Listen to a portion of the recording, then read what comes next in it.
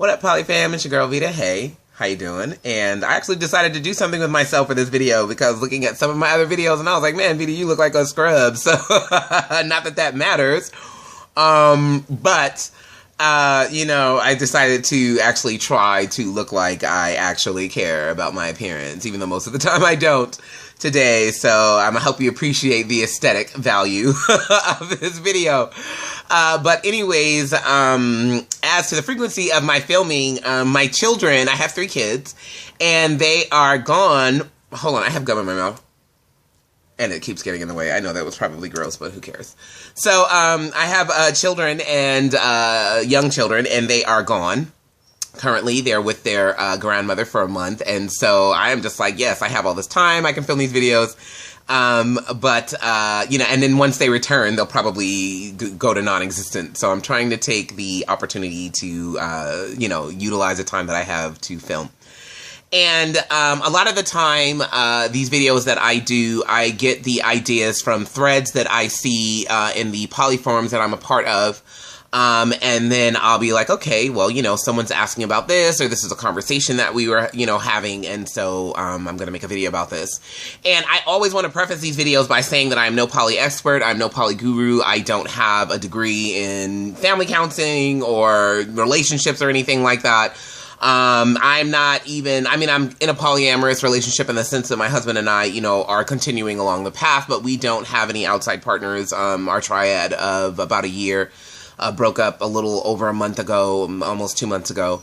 And so, you know, I don't want people to think that, you know, I'm just like, I have all the answers, because I really don't. I just spend a lot of time in poly forums and talking to people about poly. It's a subject that I'm super passionate about, and so I do a lot of talking about it, and I have a lot of opinions about it, and I'm a relatively intelligent person, so, you know, that is really all that I have to go off of from filming these videos. So if you don't want to listen to me for that, that's fine. I really don't care. And I can definitely tell you what not to do. If I can't tell you what to do, I can definitely tell you what not to do based on my own, you know, mistakes and things that I've done in the past. But I wanted to do this video because a thread came up in one of the poly forums that I'm in, where a guy came in and, surprise, surprise, he wrote, he's looking for a triad. And so if any of you are involved in any poly forums or poly groups or anything like that, that is like one of the most polarizing topics, is triads. It's like the brass ring of poly. Most couples coming into poly are looking for a triad and trying to find a beautiful, hot, single bi woman to complete their family, and, you know, all that language that is used. And there's even language for that, you know, couples that are looking for a single woman is called a unicorn hunter. And a unicorn is a single bisexual woman who is willing to date a couple and date both parties of the couple. Triad, there aren't only MFF triads, there's FFF triads, female, female, female, there's MMM triads, you know, there's MFM triads, I mean, you know, there's all kinds of triads. But I think a lot of couples approach triads when they first come into poly because they feel like it's the safest relationship choice, because I think couples think that, well, why would I get jealous of, you know, my partner being with this person if I'm also with them too? I think a lot of men want triads because, you know, our culture just hypersexualizes lesbian sex. And, you know, makes it about, you know, male pleasure and, you know, the visualness of a man seeing 2 women together. I think also that men think that it's less inclined for them to experience jealousy if they have a triad because their spouse is engaging with a female, and so they just feel less threatened by that. And so they're very male-centric, honestly. I especially noticed that in my own triad, and it was super frustrating for me. Triads, especially MFF triads, I'll say, are very patriarchal in nature, even if they're not necessarily set up to be, and so it's a little frustrating for someone who's a feminist like I am. Just keeping it real. So, you know, ironically enough, my husband and I actually entered poly trying to date separately. And the reason why is because he and I have such different taste in women that we really thought that it would be near impossible for us to find a woman that was attracted to both of us, that we were both attracted to, or we were both excited about. He and I have extremely different tastes in women. you know, we just never thought that finding a triad would actually happen for us. And so we didn't go into poly looking to form a triad. We actually went into poly trying to date separately. But we met our lady and sparks flew. And so, you know, it kind of was what it was. And now that the triad is over with, I still think that dating separately for us is probably the best option, realistically. But I'm not completely cut off to having another triad again if the opportunity presented itself. So, you know, I'm one of those kind of never say never kind of people, and I'm very fluid and flexible, and, you know, I don't like to cut myself off completely to things because you just never know what happens. So that's just me. But anyways, so a lot of couples coming into poly are looking for triads, and they're trying to establish a triad, and it's a lot of angst about it. And why can't we find someone? And we keep finding people, but they're not the right people. And, you know, or I find someone and they're only into my husband and not really that into me, or they're more into my wife and they are into me, you know, and so you kind of get those things. And, you know, you get a lot of people asking questions about how to go about establishing a triad. And so I'm not going to give my opinions for or against triads. You know, I feel like human beings and adults have the right to seek and establish any kind of relationship that they're looking for. So if you're looking for a triad and that's what you want, you shouldn't feel bad about that. You know what I mean? That's exactly what you want. And, you know, we have a right to go and look for the kinds of relationships that we want. But, you know, I do have a little bit of advice about some things that you should probably know before going into a triad or looking to establish a triad. And this is by no means everything that you should know, because there's so many other things that I could talk about, but I think these are kind of like the basic things that you should kind of be aware of before going into a triad. And then I'm going to talk a little bit about how you can go about trying to find someone to establish for that. And so I had them written down because I replied to the comment, and so I'm just going to read them because, you know, that might keep things a little shorter because this video is already almost 7 minutes long. And so the first thing that I want to say is, first of all, the ratio of couples to persons looking to form a triad as opposed to the ratio of single women looking to enter into one is extremely disproportionate. So it may take a long time, even years, before you find what you seek. Be patient. That's super true. So the ratio of couples looking for triads as opposed to people looking to enter into them is like way, way, way, way, way off. So it may take you a really, really, really long time to establish that, and you have to kind of know that going in. Number two, triads aren't the safest way to do poly, which I already talked about. I've often found that that's quite the contrary. They don't minimize jealousy. They often exacerbate it. Also, as a man, a triad isn't the safest way for you to enter poly either. You will still struggle with some form of insecurity. So yeah, triads don't minimize jealousy. They actually can exacerbate it in some ways.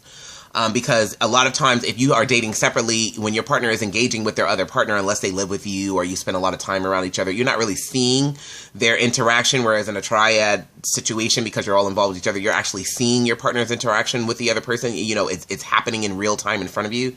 So it actually doesn't really minimize jealousy. I think in a lot of ways it kind of exacerbates it. So because a lot of times we can be okay with something in theory, but then the actualization of it is a lot harder to deal with. So I don't think that triads minimize jealousy. I actually think that they kind of are breeding ground for it to be even more jealousy than you would think. Number three, when you seek a relationship ideal instead of a relationship with an individual, you have a tendency to ignore a lot of red flags for the sake of establishing or keeping the ideal. It's best to just seek a relationship with individuals and let them develop naturally. Okay, so what that means is if you are hell-bent on establishing a triad, you will jump at the first opportunity to establish that triad. So if you meet someone and, you know, in the beginning you guys kind of click and you're like, oh shit, you know, we have an opportunity to establish a triad, we're going to punch this thing. And you ignore a lot of red flags about maybe the person or the individual or the situation for the sake of establishing the ideal. Whereas if you were just trying to get a relationship with an individual, you can be much more circumspect. And you see that happening a lot in triads is, you know, people are like, I'm looking for a triad, I'm looking for a triad. And so they jump at the first opportunity to establish one, but they don't really take the time to find out if that person is going to be a good fit. So I think you need to kind of move out of, well, we're looking for a triad, and just say, you know what, I'm just looking to have a relationship with someone that cares about me, that I care about. And you can be a lot more, I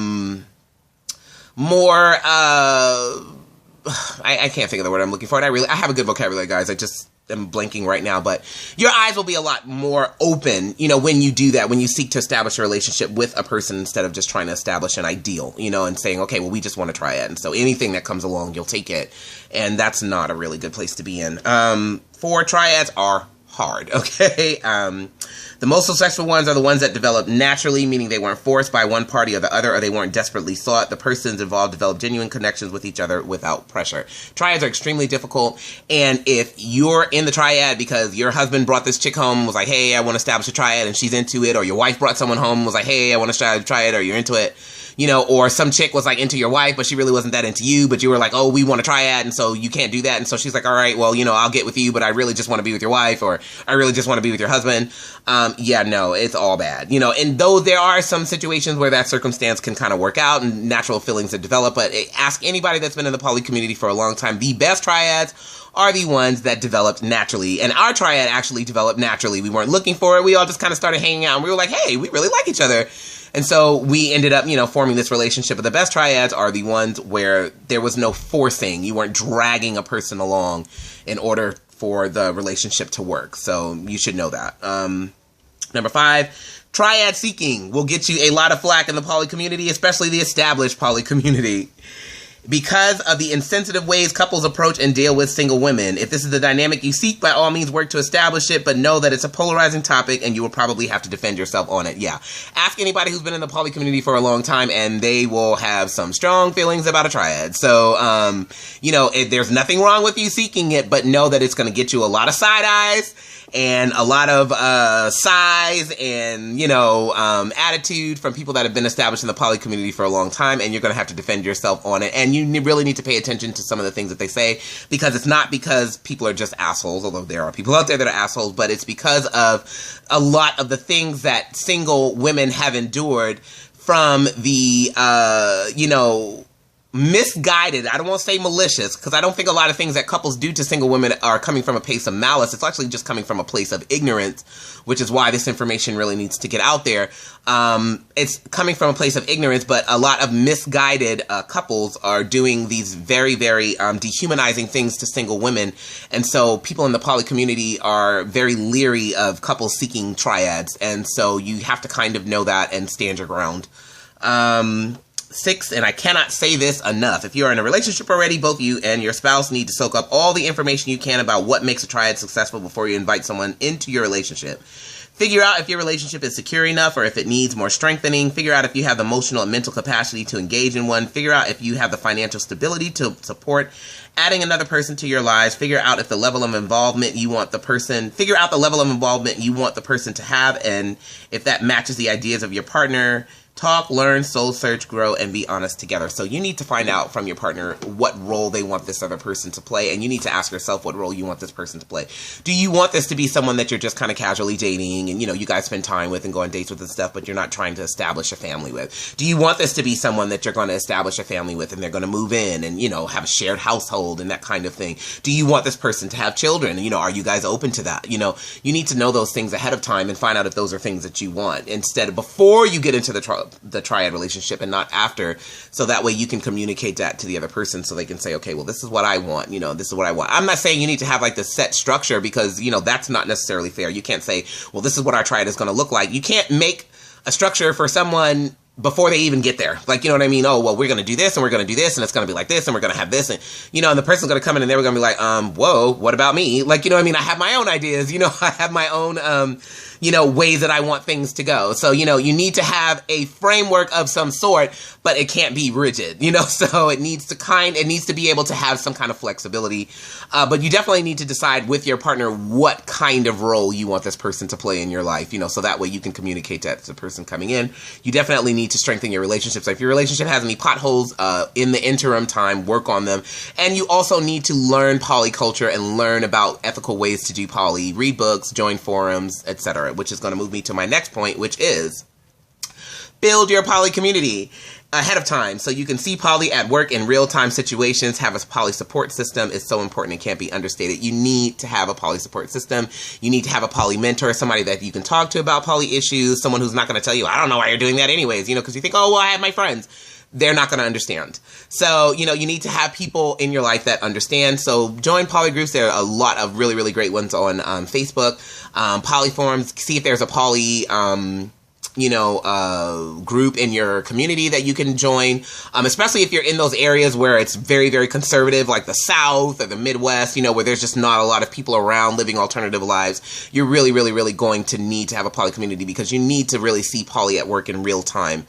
Because everything outside of you is telling you that this is wrong, you shouldn't be doing this, and that bears a lot of weight on the relationship. So you really should have a poly support system in place before you get into a poly relationship, if you have that capability. And all of you should have that, you, your wife, and the other person. Number 8, have a realistic view of what poly is going to be like, both the highs and the lows. Triads are this giant threesome sex fest all the time. 2 women mean 2 sets of emotions, 2 sets of mercurial moods, not to mention that if your partner has never had or had limited experience in a relationship with a woman, that is going to be a tumultuous adjustment as well. Relationships between women are usually more volatile because of them involving 2 emotional creatures. Be prepared for some refereeing and lots of feelings talk. If you are a man who is uncomfortable sharing and talking about feelings, as most men are, especially in our Western civilization, get comfortable with being uncomfortable. You're going to have to tap into your emotions and begin to become more comfortable with sharing them. So I was actually, it was a gentleman who had commented on that, and so I was speaking to him. But I will say that, yeah, if you're a woman and you're seeking a triad and you've had very limited experience in a relationship with a woman, or you've never had a relationship with a woman, which was my case, yeah, it's going to be challenging. So you need to know that it's very different from being with a man. As a man, you need to know that her relationship is going to be, especially in the beginning, it may be a little volatile, just because, 2 women together, generally, and I'm speaking in generalizations here, there's a lot more emotion involved because it's 2 emotional creatures, and you guys kind of need to be aware of that and not think that it's just going to be cupcakes and rainbows the whole time. That's just not realistic. So you need to know that if you're a woman, seek to find out information about what it's like to be in a relationship with a woman if you don't know that already, and ways to navigate being in a relationship with a woman. If you're a man, you should kind of know that, there's going to be some hairiness, and you may have to kind of referee occasionally. There's going to be a lot of times where you're going to feel like you're in the middle. And so, have a realistic view of what it's going to be like, so that way you don't get into a triad and then you're like, what the hell is going on here? You already know what it's going to be like. So, you're just not surprised, you're prepared for it. And so now that I've talked about all that, and you still actually want to have a triad, because triads, when they are working well, can be some very beautiful things. We had some wonderful times in our triad where we enjoyed each other's company a lot, and just really, really got along well together. So, they can be very beautiful things, when they're healthy and viable. And so how to go about seeking to establish that, swinger parties are a great way to meet people in alternative lifestyles who are open-minded. So you may want to get involved in the swinger community, and swinging is like a huge gateway into poly. A lot of couples come to poly through the doorway of swinging. So, you and your spouse may want to, go to swinger parties or get involved in the swinger community. You may meet someone that way. You can do online dating tools, Plenty of Fish, OkCupid, different sites like that. Although I will say, if you are looking for a triad, you need to put that. Don't get on the site just advertising yourself looking for someone and then be like, oh, okay, but you also have to be with my spouse after, too. That's called a bait and switch. So, if you're looking for a triad, you need to put that on your profile. We're looking for a triad. That's what we're trying to establish. So you can do those things. You may want to have your wife join a bisexual women's group in the area if you have that. So that way she can kind of begin to interact with bisexual women. And it's possible she may meet someone, join some poly community meetups that they may have in your area, because you can meet people that way. Especially if you live in like a conservative area, you may have to deal with having a long distance relationship with someone. Which isn't a terrible thing, because it forces you to kind of go at a slower pace, which is a good thing because you can really get to know someone that way. So it's very possible that, you may meet someone in a poly forum online, and be able to establish that kind of connection with that person. But you want to be careful that the image that you're projecting, that you're not a vulture, that every time you encounter a single bisexual woman, like, ooh, you need to come home with me, You want to avoid that kind of behavior, because single women have a tendency to feel preyed upon by couples, because of that, the desperation is real, and you don't want to do that. So, show genuine interest in the person, who they are as an individual, and see if something develops naturally from there, because we all want to know that people are interested in us as individuals and not just us just to have a type of relationship. So get to know people, make friends, you know, cool your jets, and, you know, just work us on establishing, you know, genuine connections with people, and then just, you know, hoping that things develop naturally is probably the best way to go about it. So I hope that information was helpful. This is clocking in at just under 20 minutes, so I'm going to go. I will talk to you guys later. If you stay through it, you're awesome, and goodbye.